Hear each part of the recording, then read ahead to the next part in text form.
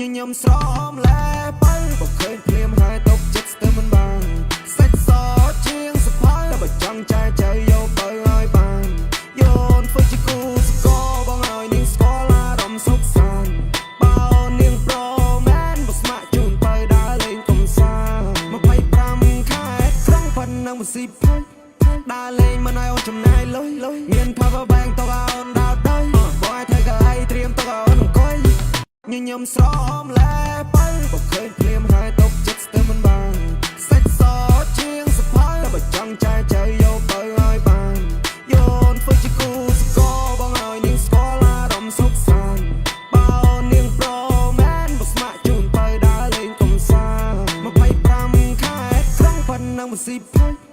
ដើរលេងមិនឲ្យអូនចំណាយលុយមាន power bank ទៅឲ្យអូនដើរទៅ